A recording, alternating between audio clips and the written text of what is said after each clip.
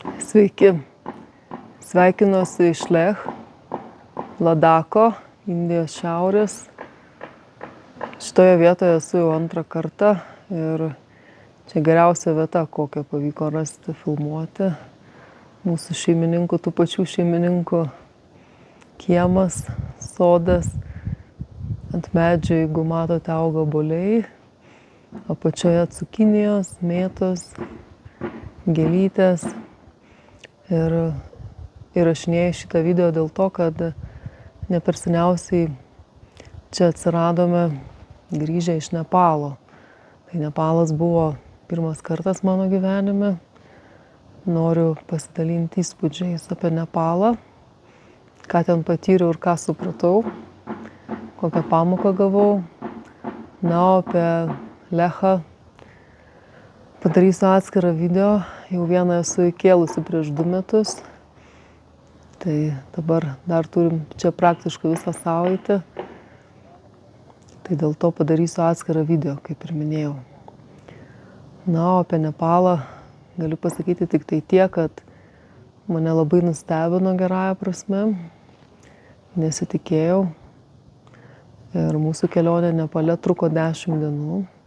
Jinai prasidėjo nuo senovinio miesto Bhaktapur, kuriame yra įvairūs išlikę senoviniai pastatai, senovinės šventyklos ir oficialiai datuojama, kad tai yra 5-7 amžiaus miestas.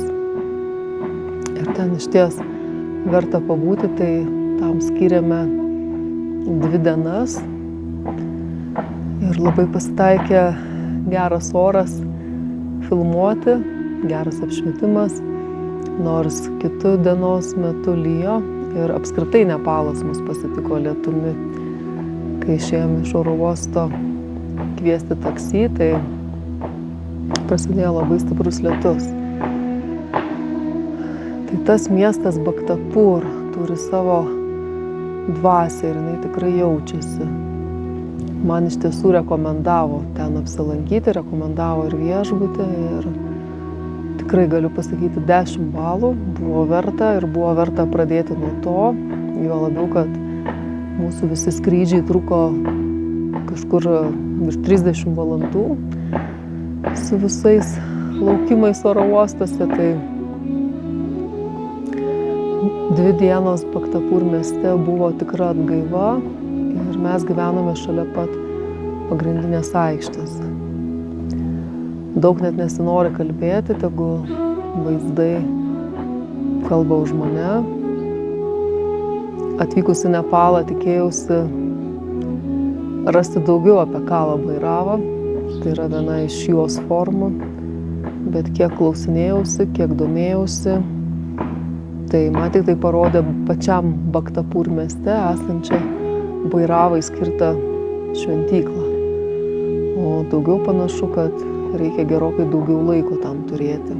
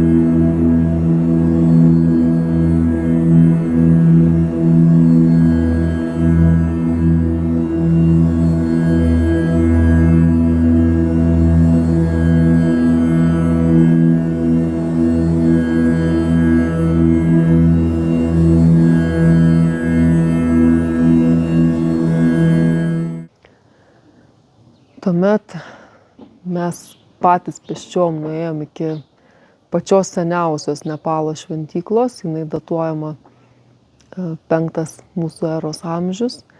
Šventykla vadinasi Čangų Narayan. Narayana yra Višnu. Ir teko nueiti keletą kilometrų, ko pasekoje tikrai nesigailėjom, nes šventykla iš tiesų verta dėmesio. Ir ten buvo labai gera tiesiog pabūti. Kam įdomu, tai galiu pasakyti, kad jeigu turite internetą, nepalietišką kortelę, tai galite nesunkiai padaryti, tiesiog įsijungę navigaciją ir iš Bhaktapur miestelio yra tiesiog vienas tiesus kelias, kuris vingiuoja kalnais. Na ir ten galite pamatyti, kaip gyvena vietiniai, kaip jie augina daržoves ir kuo toliau, tuo žmonės paprastesni.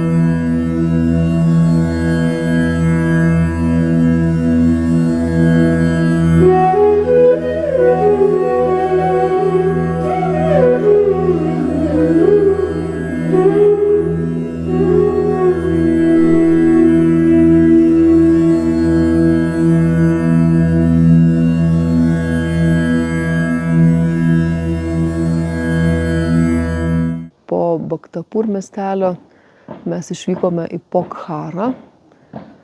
Tai yra maždaug, dabar tiksliai nepamenu, bet kažkur apie 200 km nuo Katmandų. Ir Pokharoje yra didelis ežeras, šalia kurio yra pagrindinė gatvė ir ten labai daug parduotuvių, restoranų. Ten jau pakankamai daug užsieniečių, žmonės gražiai pasipuošę, nes prie ežero yra parkas. Šeimos su vaikais, užsieniečiai, užsienietės moteris su vaikais. Pakankamai yra žmonių, kurie ten gerai leidžia laiką.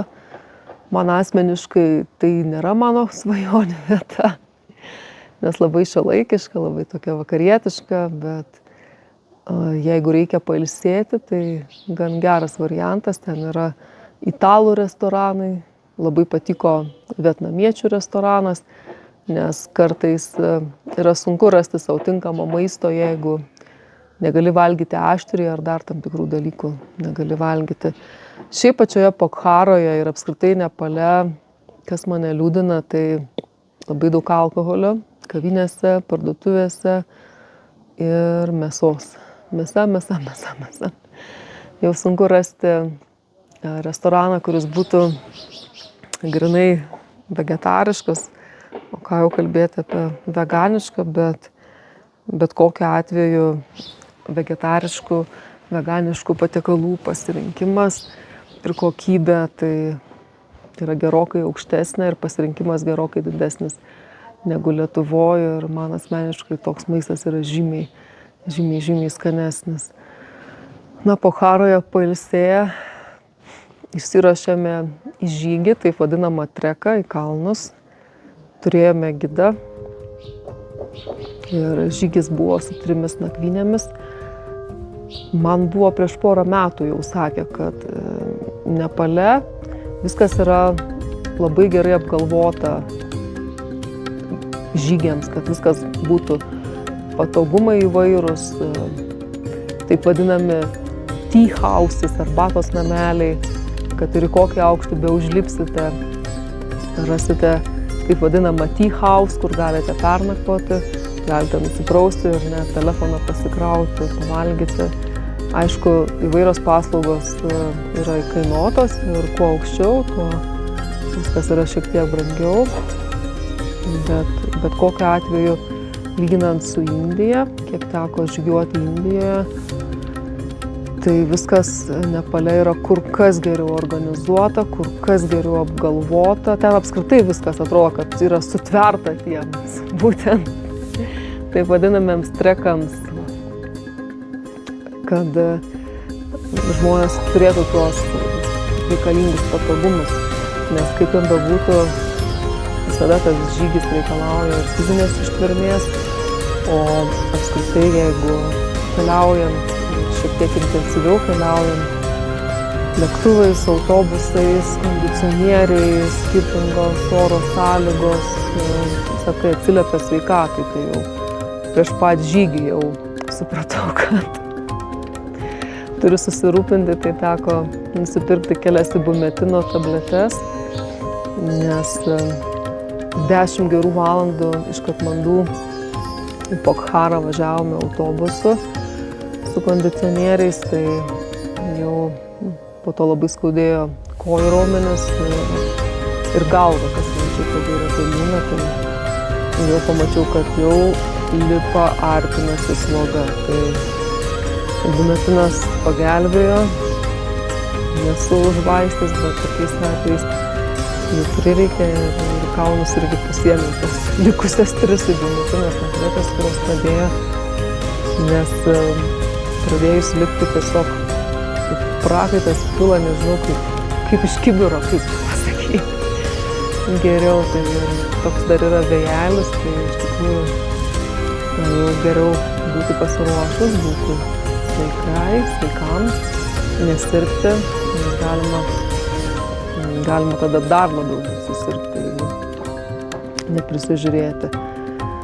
Na ir aš kažkokių tai ypatingų ten specialių treko lazdų tenai, kažkokių ypatingų batų, ten aprangos, ten kuprinių neturiu, tai tiesiog iš to, ką turiu, tą susirenku.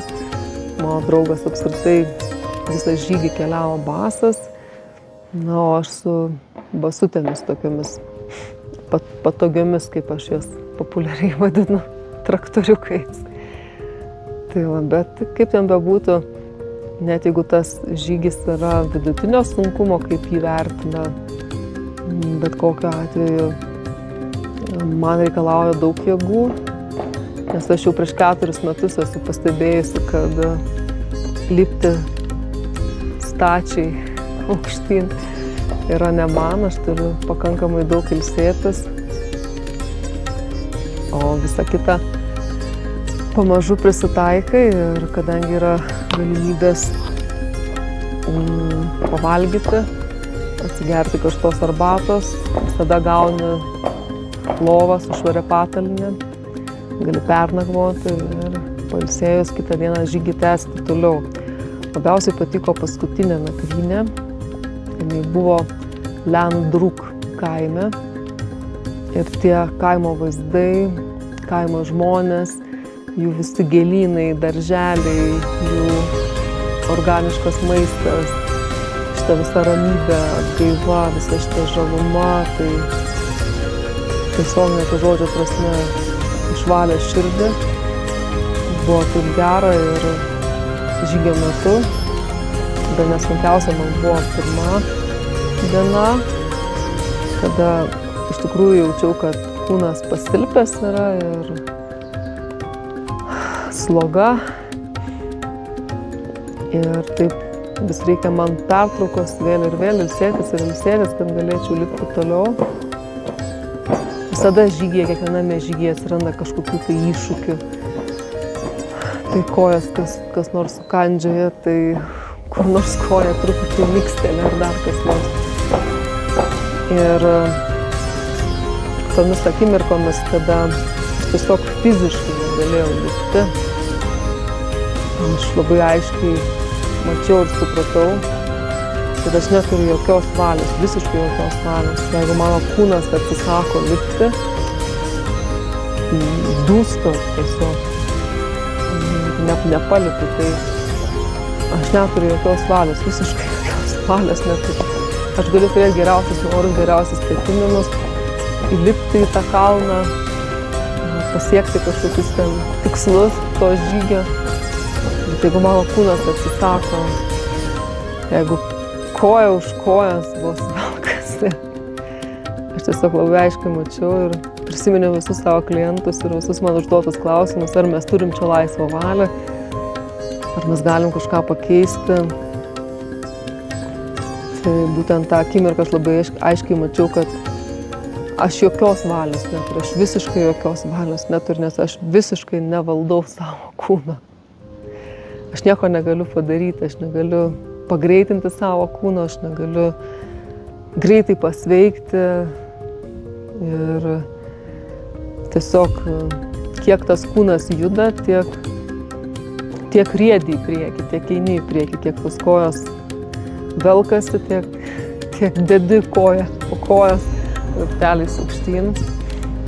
Bet aš iš tikrųjų dėl to nepergyvenu, nes jau turiu tos patirties Indijoje ir ten esu mačius gerokai silpnesnių už save fiziškai žmonių, kurie eina. Esu mačiusi su įvairiais specialiais įtvarais ant kojų, esu mačius gerokai vyresnių žmonių. Pernai Badrinath esu mačiusi vieną gerokai vyresnio amžiaus moterį, kuri buvo labai išbalusi visa, bet jis sėkmingai grįžinėjo nuo krioklio. Tai irgi supratau, kad tai fizinė sveikata dar nėra viskas ir nebūtinai reikia būti labai fiziškai stipriam ir ištvermingam.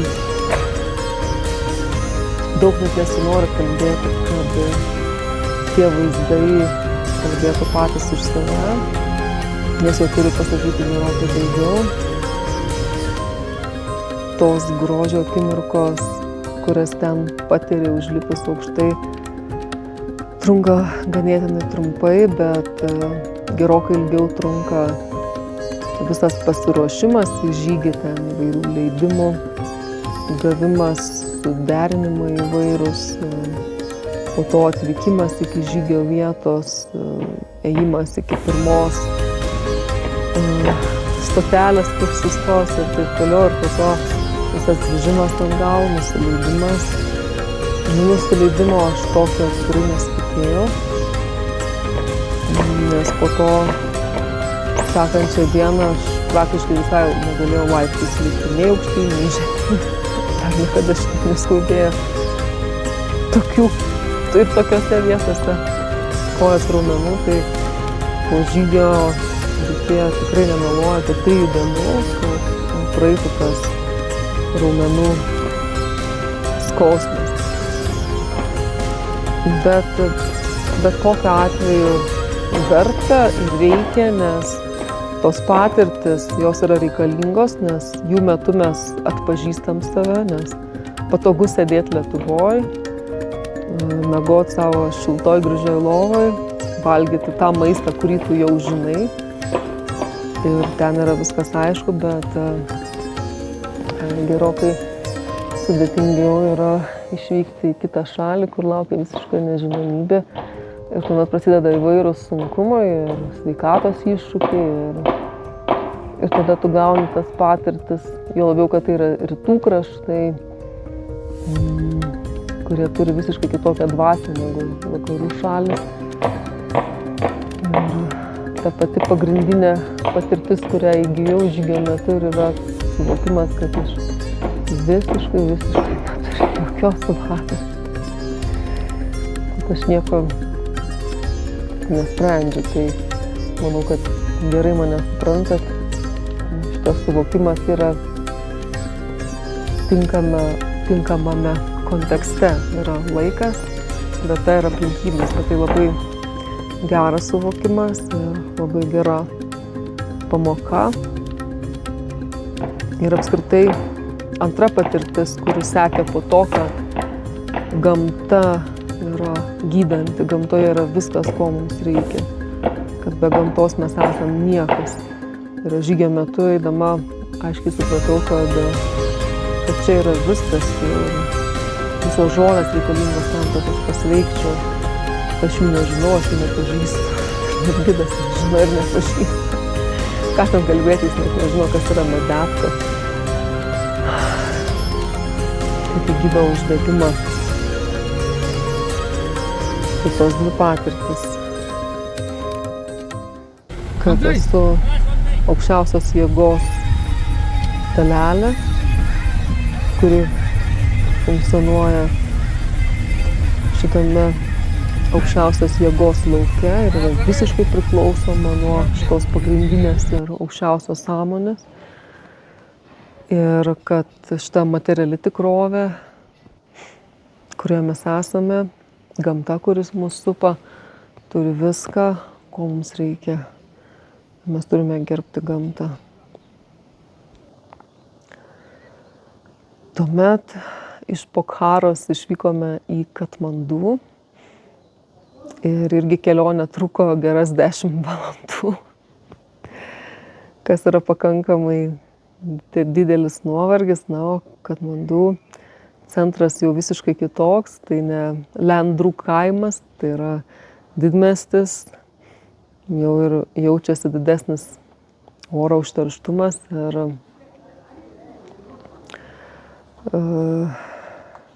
ten jau triukšminga ir viskas visiškai kitaip, bet labai džiaugiuosi, kad radau viešbutį prie pat Budanat stupos ir važiuodama iš Pokharos į Katmandu autobuse perskaičiau viską, kas įmanoma Google apie Budanat stupą.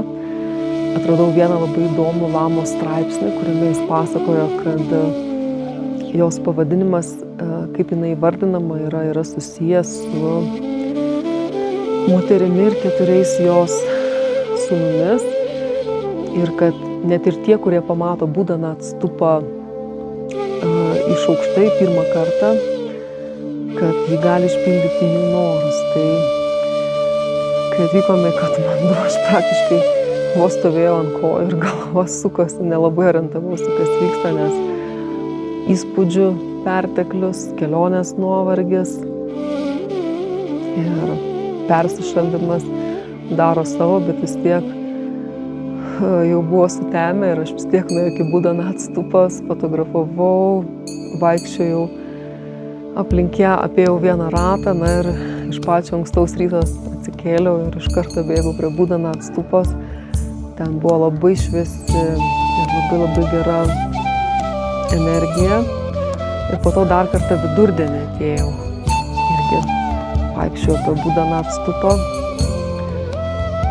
Ir apsilankiau kavinėse, kurių langai atsidaro tiesiai Budanat stupą. Iš ten labai geras vaizdas ir tiesiog ėjau, džiaugiausi, širdis mano džiaugiasi, ten labai šviesu, labai gera. Ir kadangi žinojau, kad reikia sugalvoti norą, tai jau tą norą sugalvojau kelionės autobusu į Katmandu metu.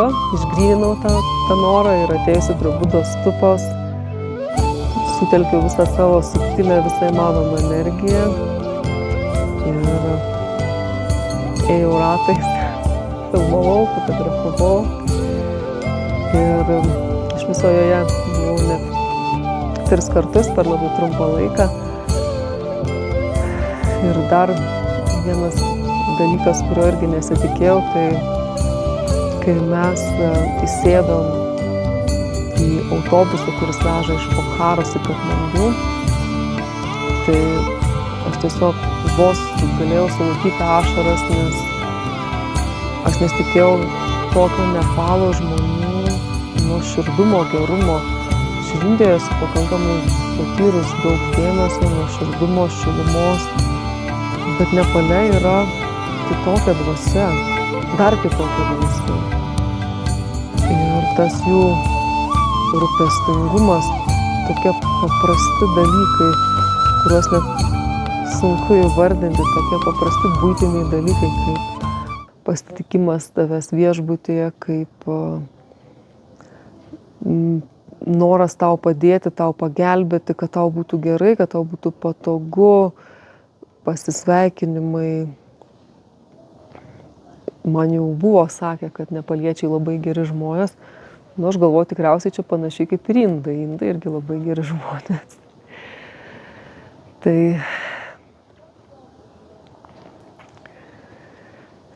Tai tiesiog negalėjau sulaikyti ašarų ir buvau tokios tikrai ypatingos, pakylėtos ir sujaudintos būsenos. Na ir tada atvykom į Katmandu. Ten jau, kaip ir minėjau, jau miesto chaosas ir labai džiaugiuosi, kad turėjau galimybę Budanat stupą pamatyti, ją filmuoti, fotografuoti ir ateiti prie jos. Ir dar pasilikau savo porą valandų, nuėjau pėsčiomis nuo viešbučio kažkur apie 3 kilometrus iki Pašupatinat šventyklos. Į pačią Pašupatinat šventyklą vakariečių baltųjų neįleidžia, įleidžia tik tai hindų. Aišku, man taip gaila, nes man jau Indijoje sakė, kad aš esu hindu. Ir aš to gyvenu, to kvėpuoju. Nu, ką padarysi, tokia savotiška diskriminacija atrodo, kuri nepaiso tavo tikrųjų širdies norų, ketinimų, tavo vidinės būsenos, tuo, ko tu gyveni ir tuo, ko tu kvėpuoji. Bet Pašupatinat, lyginant su Budanat stupa, jo energetika yra visiškai kitokia. Ten yra kremuojami žmonės ir ta energetika yra labai stipri. Atėjusi prie Budanat stupos, tos baltos gražios budistinės stupos, patį pirmą vakarą, kai jau aš labai silpnai orientausi, ką aš čia darau, ką aš čia veikiu, aš kažkokiu automatu tiesiog jau, aš tada jau pajaučiau labai stiprią energiją, didelę, bet lyginant su Pašupatinat ta energija yra dar kitokia, nes ten yra kremacijos vietos, tai ta tokia, kaip sakyti, jinai sunkesnė yra, bet jinai labai stipri. Tai ten turėjau progos irgi pabūti, pajausti, išbūti tiek, kiek man reikia, patirti ir suvokti tai, kas man reikalinga.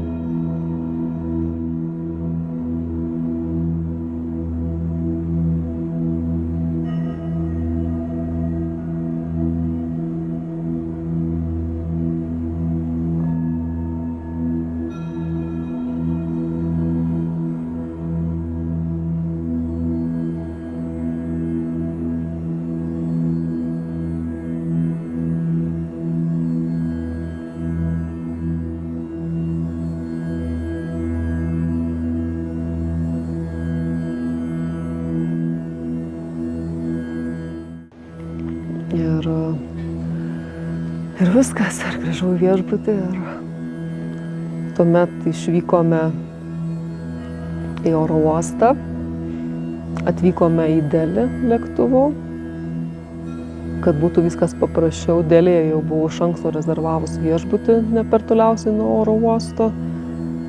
Ir ryte anksti atskridome į Lech, kur dabar ir sėdžiu ir laukite sekančios serijos apie Lech. Nes jau jaučiu, kad čia yra dar viena vieta Indijoje, į kurią aš noriu grįžti, kaip vakar savo įvardinau 100 kartų. Iki.